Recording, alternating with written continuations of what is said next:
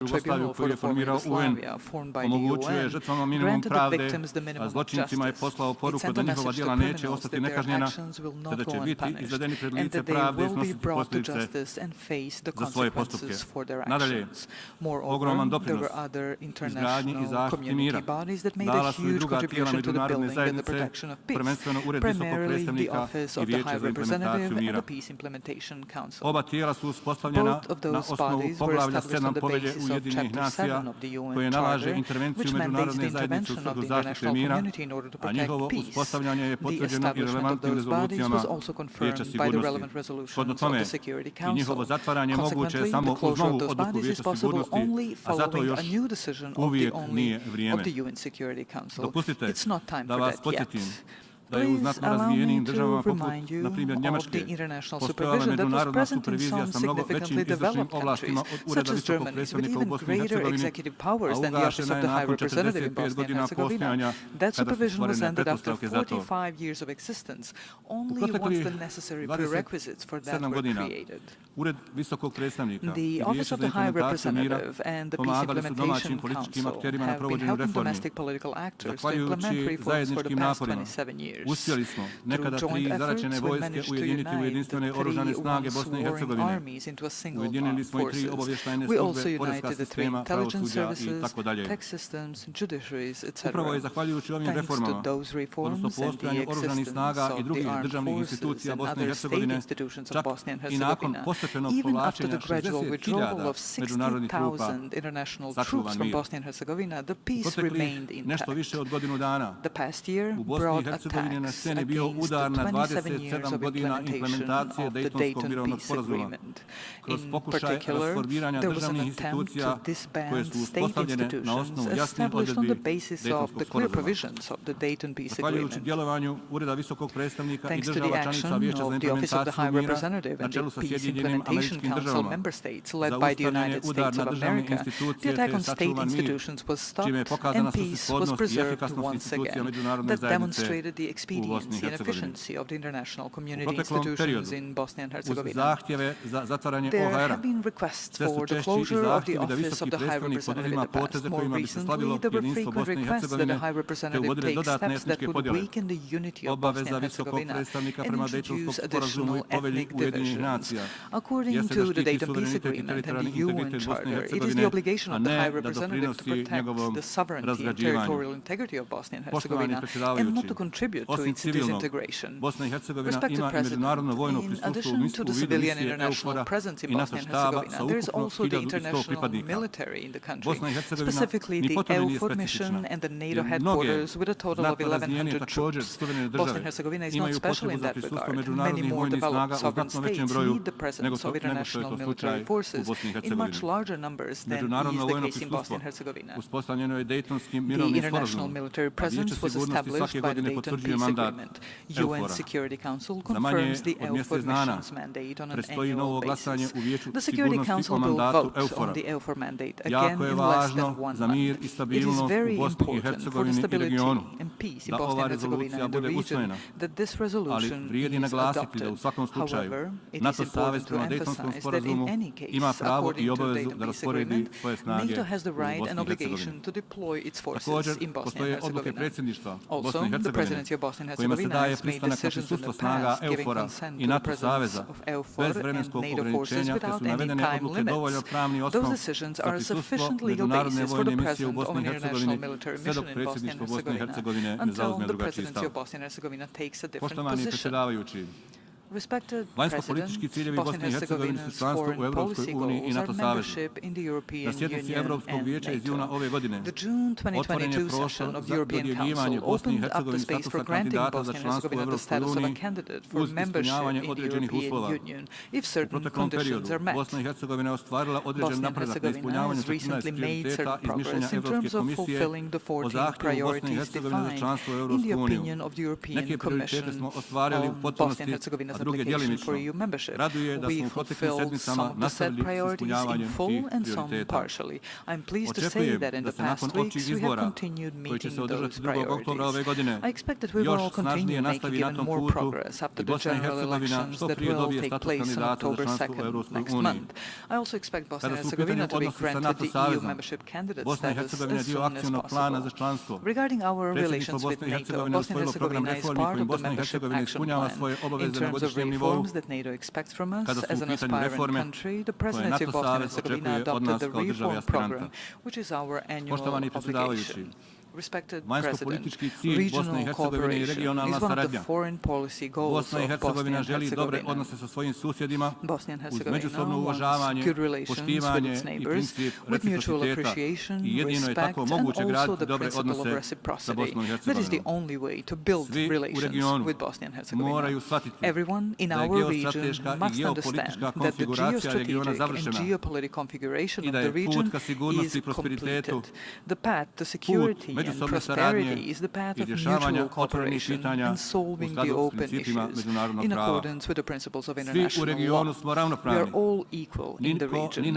No one can dominate anyone else. We all need peace and stability. Respected President, the whole world needs peace and stability. All current disputes in the world should be resolved on the principles of international law with the involvement of the international judicial institutions. That is why it is very important to strengthen multilateral mechanisms and institutions. Therefore, I believe that the strength and authority of the UN as a key multilateral mechanism must be fortified. Thank you for your attention. On behalf of the Assembly, I wish to thank the Chair of the Presidency of Bosnia and Herzegovina for the statement just made, and I request the protocol to escort His Excellency. The Assembly will hear the address by His Excellency Chandrika Persad Santokhi, President of the Republic of Suriname. I request the protocol to escort His Excellency.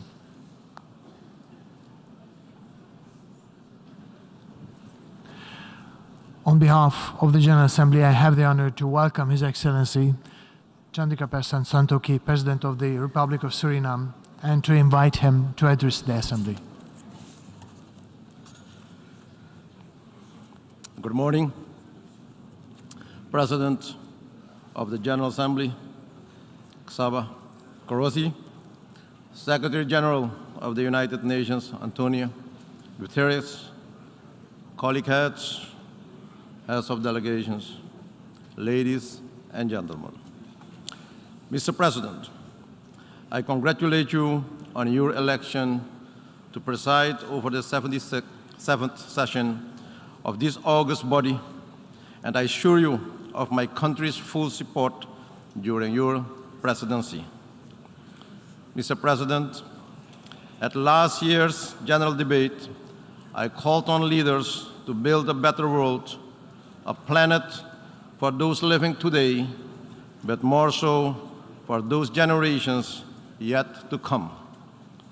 So today, I would like to take you back to 1992, when Stephen Kulis Suzuki spoke at the United Nations Earth Summit in Rio de Janeiro. She appealed to everyone to help stop the destruction of the Earth's resources. And now, 2022, we are here. The current state of the world does not need another wake-up call. It is time for real action. And while some progress has been made, we have not yet been successful in overcoming the challenges. Meanwhile, the threats have been adding up.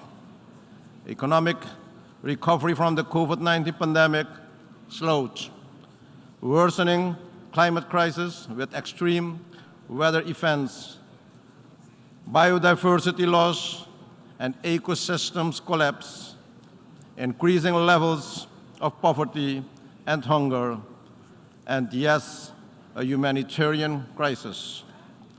the global community is faced with escalating consumer and fuel prices that have risen substantially, damaging living standards, particularly for the vulnerable.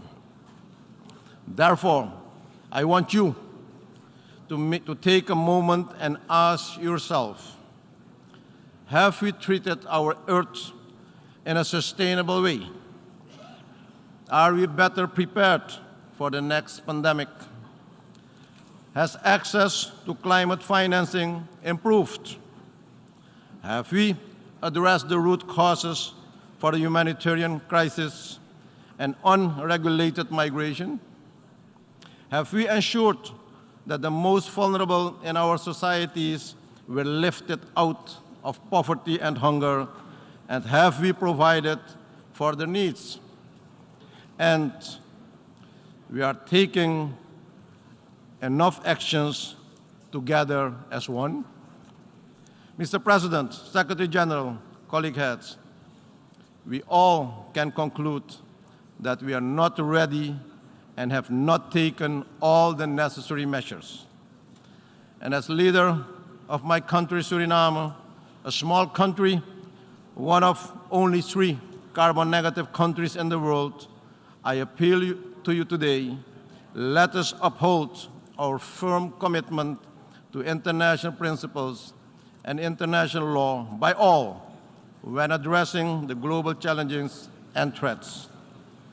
Today, I urge the United Nations to exert its important role and place in defense of these principles through meaningful dialogue and constructive engagement as tools. These developments will take us further from our shared objectives in 2030 Agenda for Sustainable Development and the promise of leaving no one behind. Mr. President, no country is immune to the climate crisis. Over the past months, Suriname has been affected by excessive rainfall, resulting in floods in many parts of the country. Due to the inflow of salt water, fertile agricultural land was adversely affected, causing economic loss and impacting food security and rural livelihoods.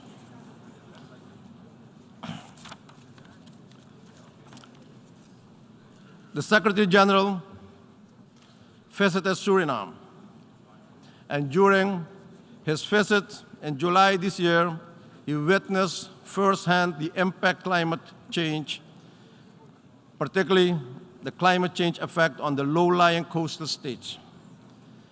He lauded our nature-based solution, such as preserving mangroves, rainforests, and other essential ecosystems. And he stated, the Caribbean is ground zero for the global climate emergency. Mr. President, that is why it is time to act now. We have delivered the $100 billion commitment in climate finance for adaptation. As such, we call for support for a research agenda that will help the region understand the cost of climate change on sectors and economies. Scaling up the means of implementation, including finance, particularly adaptation finance, capacity building, and technology transfer, and not technology dumping.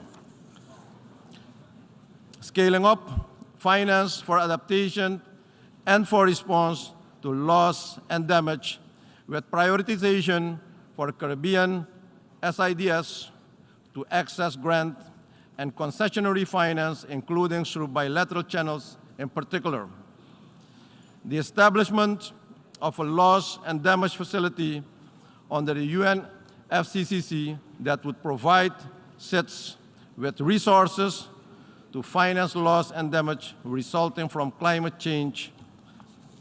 In this regard, I express appreciation to the Secretary General of the United Nations for his efforts to make the Adaptation Fund more accessible to countries affected by climate change through his Adaptation Finance Initiative. Mr. President, finance is the backbone of sustainable development. The time has come, and the time is now, for a real reform of the global financial architecture, a reform that must take into consideration the unique and inherent vulnerabilities that hamper the ability of small and vulnerable economies to overcome economic, environmental, and social shocks. I therefore welcome the appointment of the high-level panel on multidimensional vulnerability index, and we look forward to finding solutions to address the obstacles to realizing the index, in particular the availability of reliable data. Mr. President, the political, economic, and humanitarian crisis in Haiti remains a great concern to the region and requires the attention of the international community. In my capacity as current CARICOM chair, I am committed to exerting all efforts for a dialogue with all stakeholders in Haiti aimed at safeguarding peace and security. It is of utmost importance that any support in resolving the situation in Haiti should be on the basis of a Haitian-supported and owned plan. Conflicts and violence are currently on the rise globally in all regions, which are leading to hostilities and displacements. These hostilities and mass displacements are causing people to face paralyzing levels of poverty and food insecurity. We as member states constituting the United Nations should take up our role in maintaining international peace and security. The achievement of sustainable development is inextricably linked to upholding democratic values, good governance, and respect for human rights. We must allow countries to develop sustainable economies without obstacles. Mr. President, in today's world, differences must be resolved through dialogue and cooperation. Therefore, in our view, the long-standing embargo against Cuba and the Cuban people must be lifted. I believe, Mr. President, that young people are valuable and undeniable partners in every development aspect and in shaping the future. Let me also congratulate the General Secretariat for the establishment of a youth office in the United Nations Secretariat. As lead head within the quasi-cabinet of the Caribbean community responsible for regional youth development, I was pleased with the interaction of region's youth during the last CARICOM leaders meeting held in Suriname.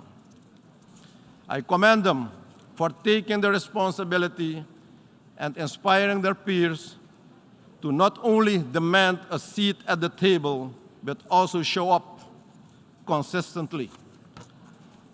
On my part, Mr. President, I have pledged 10 hectares of land in Suriname for setting up an innovative campus where students and startups from the region will be facilitated to conduct research and development studies.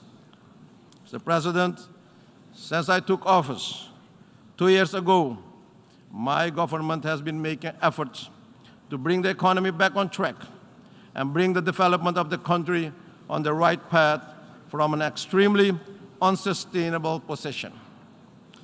While a homegrown recovery plan, a 36-month extended fund facility of the IMF, and a national multi-year development plan are in implementation, my government continues to face economic challenges and capacity constraints due to external and unforeseen shocks. Based on the impact of several crises and the measure to reform the economy, the population is going through the hardship now. Therefore, international support in this regard is of utmost importance. Mr. President, to avoid further hardships and to bring some relief to the population, we have taken a decision to re-engage with the IMF to consider where the program can be adjusted to implement the program based on the current realities in the world and to minimize the social costs of this program. We appreciate bilateral and multilateral partners who have expressed solidarity and have provided valuable support to my country and people during these challenging times. Additionally, our goal is to attract investment, to improve productivity and capital allocation, which are critical for growth and poverty reduction. In conclusion, Mr. President, Secretary General, colleague heads, effective and consensus-based multilateralism is the only option for solving the interlocking challenges our world faces today. National solutions to resolve global problems have time and again proven to be ineffective and at times dangerous. Through global solutions with adapted local or national implementation, we should achieve the future we want. Mr. President, ladies and gentlemen, together we can, together we will, together we have, and together we are stronger. I thank you, and may God bless you all. Thank you. On behalf of the Assembly, I wish to thank the President of the Republic of Suriname for the statement just made, and I request the protocol to escort His Excellency. The Assembly will hear an address by His Excellency Joseph R. Biden, Jr., President of the United States of America. I request the protocol to escort His Excellency.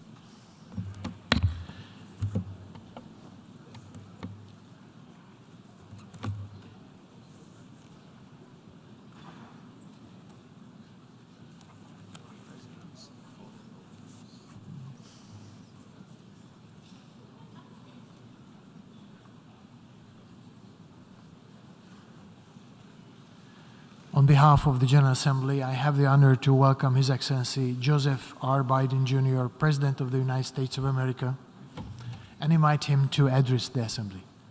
Thank you. Mr. President, Mr. Secretary General, my fellow leaders, in the last year, our world has experienced great upheaval. A growing crisis in food insecurity, record heat, floods and droughts, COVID-19, inflation, and a brutal, needless war. A war chosen by one man, to be very blunt. Let us speak plainly. A permanent member of the United Nations Security Council invaded its neighbor, attempted to erase a sovereign state from the map. Russia has shamelessly violated the core tenets of the United Nations Charter. No more important than the clear prohibition against countries taking the territory of their neighbor by force. Again, just today, President Putin has made overt nuclear threats against Europe, and a reckless disregard for the responsibilities of the non-proliferation regime. Now, Russia's calling up more soldiers to join the fight, and the Kremlin is organizing a sham referenda to try to annex parts of Ukraine, an extremely significant violation of the UN Charter. This world should see these outrageous acts for what they are. Putin claims he had to act because Russia was threatened. But no one threatened Russia, and no one other than Russia sought conflict. In fact, we warned it was coming, and with many of you we worked to try to avert it. Putin's own words make his true purpose unmistakable. Just before he invaded, Putin asserted, and I quote, "Ukraine was created by Russia and never had, quote, real statehood." And now we see attacks on schools, railway stations, hospitals, on centers of Ukrainian history and culture. In the past, even more horrifying evidence of Russia's atrocity and war crimes. Mass graves uncovered in Izium, bodies, according to those who excavated those bodies, showing signs of torture. This war is about extinguishing Ukraine's right to exist as a state, plain and simple, and Ukraine's right to exist as a people. Whoever you are, wherever you live, whatever you believe, that should make your blood run cold. That's why 141 nations in the General Assembly came together and to unequivocally condemn Russia's war against Ukraine. The United States has marshaled massive levels of security assistance and humanitarian aid and direct economic support for Ukraine. More than $25 billion to date. Our allies and partners around the world have stepped up as well. And today, more than 40 countries represented in here have contributed billions of their own money and equipment to help Ukraine defend itself. The United States is also working closely with our allies and partners to impose costs on Russia, to deter attacks against NATO territory, to hold Russia accountable for the atrocities and war crimes.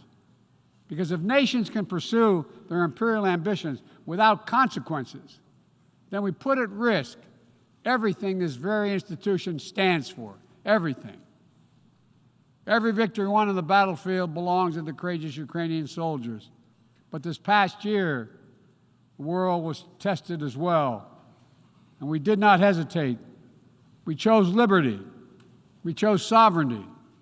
We chose principles to which every party to the United Nations Charter is beholding. We stood with Ukraine. Like you, the United States wants this war to end on just terms, on terms we all signed up for, that you cannot seize a nation's territory by force. That the only country standing in the way of that is Russia. So we, each of us in this body, who's determined to uphold the principles and beliefs we pledge to defend as members of the United Nations, must be clear, firm, and unwavering in our resolve. Ukraine has the same rights that belong to every sovereign nation. We will stand in solidarity with Ukraine. We will stand in solidarity against Russia's aggression, period. Now, it's no secret that in the contest between democracy and autocracy, the United States and I, as President, champion a vision for our world that's grounded in the values of democracy. The United States is determined to defend and strengthen democracy at home and around the world because I believe democracy remains humanity's greatest instrument to address the challenges of our time. We're working with the G7 and like-minded countries to prove democracies can deliver for their citizens, but also deliver for the rest of the world as well. But as we meet today, the UN Charter's very basis of a stable and just rule-based order is under attack by those who wish to tear it down or distort it for their own political advantage. And the United Nations Charter was not only signed by democracies of the world, it was negotiated among citizens, dozens of nations with vastly different histories and ideologies, united in their commitment to work for peace. As President Truman said in 1945, the UN Charter, and I quote, is proof that nations like men can state their differences, can face them, and then can find common ground on which to stand, end of quote. That common ground was so straightforward, so basic, that today 193 of you, 193 member states have willingly embraced its principles. And standing up for those principles, for the UN Charter, is the job of every responsible member state. I reject the use of violence and war to conquer nations or expand borders through bloodshed, to stand against global politics of fear and coercion, to defend the sovereign rights of smaller nations as equal to those of larger ones, to embrace basic principles like freedom of navigation, respect for international law, and arms control. No matter what else we may disagree on, that is the common ground upon which we must stand. If you're still committed to a strong foundation for the good of every nation around the world, then the United States wants to work with you. I also believe the time has come for this institution to become more inclusive so that it can better respond to the needs of today's world. Members of the UN Security Council, including the United States, should consistently uphold and defend the UN Charter and refrain from the use of the veto, except in rare, extraordinary situations, to ensure that the Council remains credible and effective. That is also why the United States supports increasing the number of both permanent and non-permanent representatives of the Council. This includes permanent seats for those nations we have long supported and permanent seats for countries in Africa, Latin America, and the Caribbean. The United States is committed to this vital work. In every region, we pursued new, constructive ways to work with partners to advance shared interests, from elevating the Quad in the Indo-Pacific to signing the Los Angeles Declaration of Migration and Protection at the Summit of the Americas, to joining a historic meeting of 9 Arab leaders to work toward a more peaceful, integrated Middle East, to hosting the U.S.-Africa Leaders Summit in this December. As I said last year, the United States is opening an era of relentless diplomacy to address the challenges that matter most to people's lives, all people's lives. Tackling climate crisis, as the previous speaker spoke to, strengthening global health security, feeding the world. We made that priority, and 1 year later, we're keeping that promise. From the day I came to office, we've led with bold climate agenda. We rejoined the Paris Agreement, convened the major climate summits, helped deliver critical agreements on the COP26. We helped get 2/3 of the world's GDP on track to limit warming to 1.5 degrees Celsius. And now, I've signed a historic piece of legislation here in the United States that includes the biggest, most important climate commitment we have ever made in the history of our country, $369 billion toward climate change. That includes tens of billions in new investments in offshore wind and solar, doubling down on zero-emission vehicles, increasing energy efficiency, supporting clean manufacturing.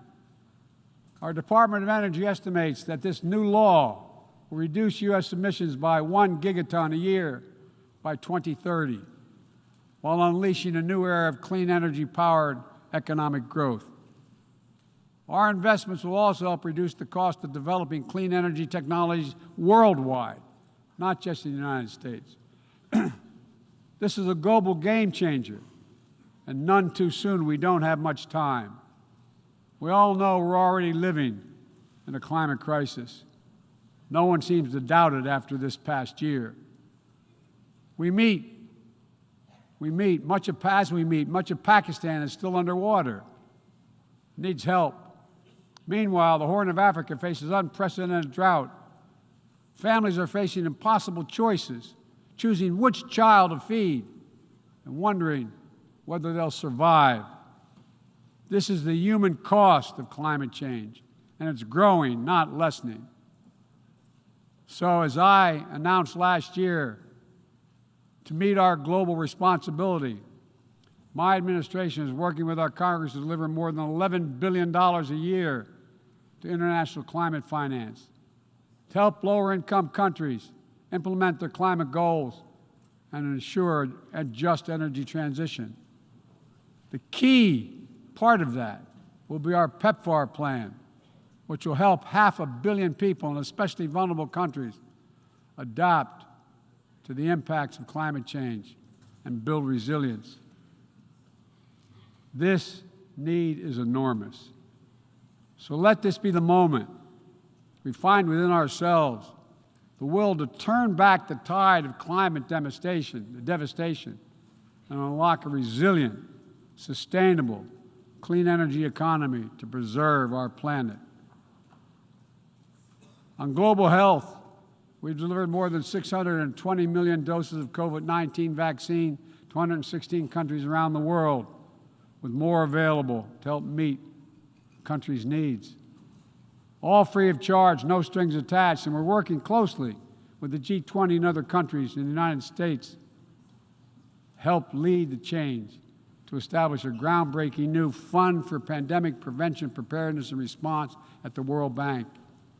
At the same time, we've continued to advance the ball on enduring global health challenges. Later today, I'll host the 7th Replenishment Conference for the Global Fund to fight AIDS, tuberculosis, and malaria. With bipartisan support in our Congress, I have pledged to contribute up to $6 billion to that effort. So I look forward to welcoming a historic round of pledges at the conference, resulting in one of the largest global health fundraisers ever held in all history. We're also taking down the food crisis head on, with as many as 193 million people around the world experience acute food insecurity, a jump of 40 million in a year. Today I'm announcing another $2.9 billion in U.S. support for life-saving humanitarian and food security assistance for this year alone. Russia, in the meantime, is pumping out lies, trying to pin the blame for the crisis, the food crisis, on the sanctions imposed by many in the world for the aggression against Ukraine. So let me be perfectly clear about something. Our sanctions explicitly allow Russia the ability to export food and fertilizer. No limitation.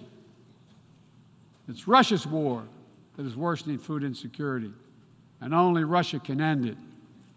I'm grateful for the work here at the UN, including your leadership, Mr. Secretary General, establishing a mechanism to export grain from Black Sea ports in Ukraine that Russia had blocked for months, and we need to make sure it's extended. We believe strongly in the need to feed the world. That's why the United States is the world's largest supporter of the World Food Program, with more than 40% of its budget. We're the leading support of the UNICEF efforts to feed children around the world. To take on a larger challenge of food insecurity, the United States introduced a call to action, a roadmap eliminating global food insecurity, that more than 100 nation member states have already supported. In June, the G7 announced more than $4.5 billion to strengthen food security around the world through USAID's Feed the Future initiative. The United States is scaling up innovative ways to get drought and heat-resistant seeds into the hands of farmers who need them, while distributing fertilizer and improving fertilizer efficiency so that farmers can grow more while using less. And we're calling on all countries to refrain from banning food exports or hoarding grain while so many people are suffering. Because in every country in the world, no matter what else divides us, if parents cannot feed their children, nothing else matters if parents cannot feed their children. As we look to the future, we're working with our partners to update and create rules of the road for new challenges we face in the 21st century. We launched the Trade and Technology Council with the European Union to ensure that key technologies are developed and governed in the way that benefits everyone. With our partner countries and through the UN, we're supporting and strengthening the norms of responsibility, responsible state behavior in cyberspace, and working to hold accountable those who use cyber attacks to threaten international peace and security. With partners in the Americas, Africa, Europe, and the Middle East, and the Indo-Pacific, we're working to build a new economic ecosystem where every nation gets a fair shot and economic growth is resilient, sustainable, and shared. That's why the United States has championed a global minimum tax, and we will work to see it implemented so major corporations pay their fair share everywhere. It's also been the idea behind the Indo-Pacific Economic Framework, which the United States launched this year with 13 other Indo-Pacific economies. We're working with our partners in ASEAN and the Pacific Islands to support a vision for a critical Indo-Pacific region that is free and open, connected and prosperous, secure and resilient. Together with partners around the world, we're working to secure resilient supply chains that protect everyone from coercion or domination, and ensure that no country can use energy as a weapon. And as Russia's war riles the global economy, we're also calling on major global creditors, including the non-Paris Club countries, to transparently negotiate debt forgiveness for lower-income countries, to forestall broader economic and political crisis around the world. Instead of infrastructure projects that generated huge and large debt without delivering on the promised advantages, let's meet the enormous infrastructure needs around the world with transparent investments, high-standard projects that protect the rights of workers and the environment, keyed to the needs of the communities they serve, not to the contributor. That's why the United States, together with fellow G7 partners, launched a Partnership for Global Infrastructure and Investment. We intend to collectively mobilize $600 billion in investment through this partnership by 2027. Dozens of projects are already underway. Industrial-scale vaccine manufacturing in Senegal, transformative solar projects in Angola, first-of-its-kind small modular nuclear power plant in Romania. These are investments that are going to deliver returns not just for those countries, but for everyone. The United States will work with every nation, including our competitors, to solve global problems like climate change. Climate diplomacy is not a favor to the United States or any other nation, and walking away hurts the entire world. Let me be direct about the competition between the United States and China.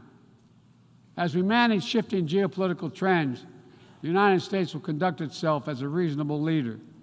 We do not seek conflict. We do not seek a Cold War. We do not ask any nation to choose between the United States or any other partner. But the United States will be unabashed in promoting our vision of a free, open, secure, and prosperous world and what we have to offer communities of nations. Investments that are designed not to foster dependency, but to alleviate burdens and help nations become self-sufficient. Partnerships not to create political obligation, but because we know our own success. Each of our successes increased when other nations succeed as well. When individuals have the chance to live in dignity and develop their talents, everyone benefits. Critical to that is living up to the highest goals of this institution, increasing peace and security for everyone, everywhere. The United States will not waver in our unrelenting determination to counter and thwart the continuing terrorist threats to our world. And we will lead with our diplomacy to strive for peaceful resolution of conflicts. We seek to uphold peace and stability across the Taiwan Straits. We remain committed to our one China policy, which has helped prevent conflict for 4 decades. And we continue to oppose unilateral changes in the status quo by either side. We support an African Union-led peace process to end the fighting in Ethiopia, restore security for all its people. In Venezuela, where years of political oppression have driven more than 6 million people from that country, we urge the Venezuelan-led dialogue and return to free and fair elections. We continue to stand with our neighbor in Haiti as it faces political, fueled gang violence and an enormous human crisis. And we call on the world to do the same. We have more to do. We'll continue to back the UN-mediated truce in Yemen, which has delivered precious months of peace to people that have suffered years of war. And we will continue to advocate for lasting negotiating peace between the Jewish and Democratic State of Israel and the Palestinian people.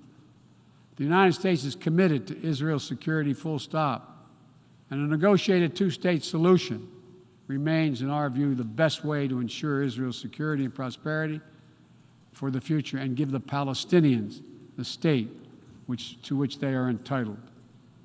Both sides to fully respect the equal rights of their citizens. Both people enjoying equal measure of freedom and dignity.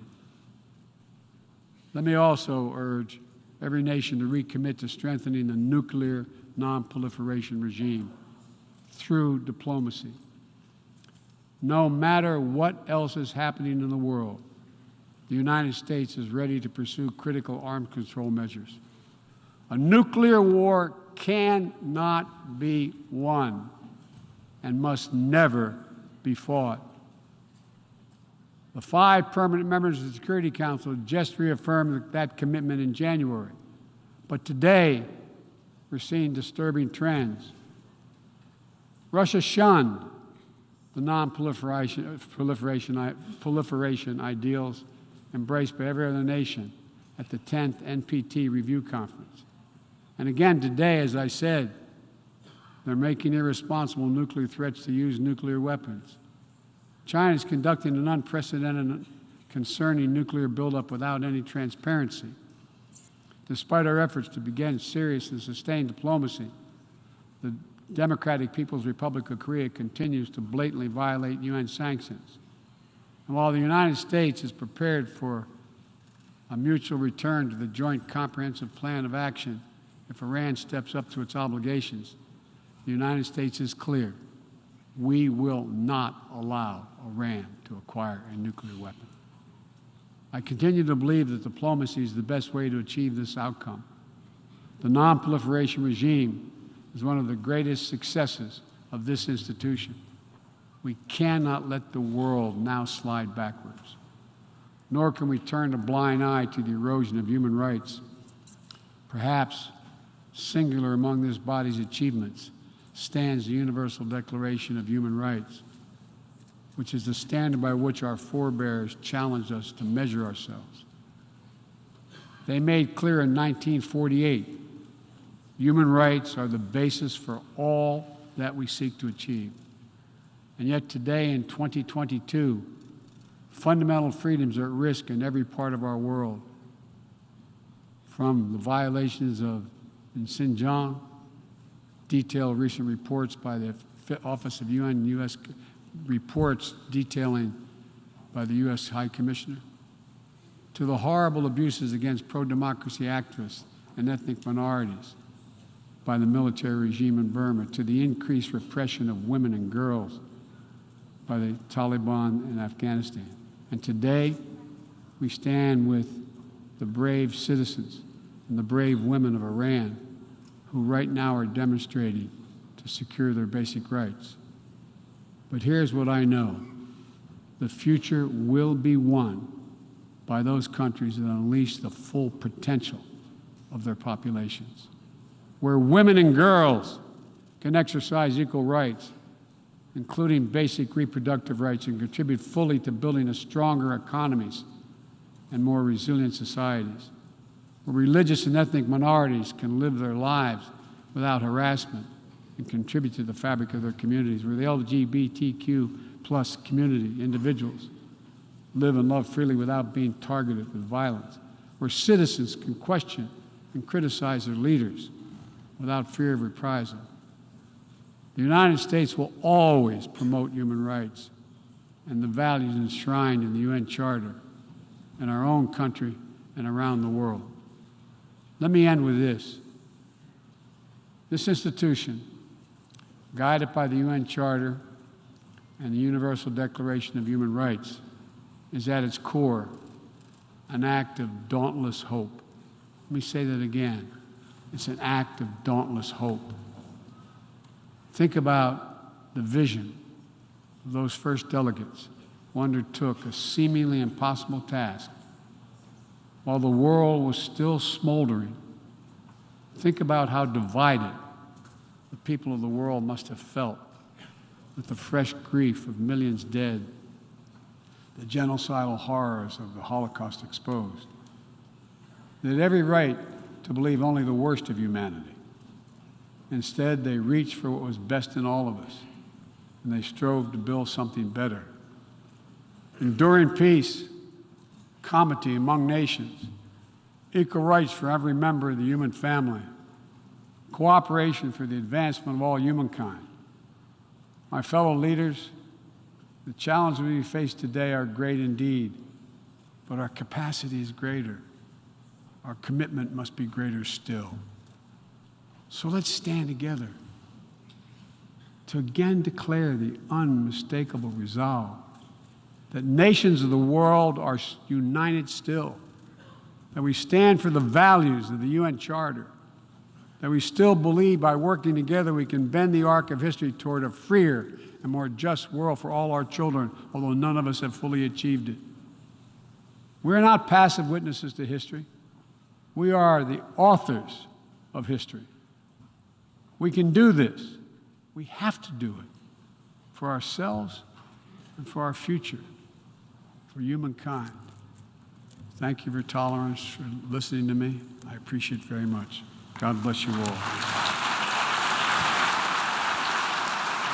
On behalf of the General Assembly, I wish to thank the President of the United States of America for the statement just made, and I request the protocol to escort His Excellency. May I request representatives to remain seated while we suspend the meeting for 5 minutes before resuming to hear the next speaker.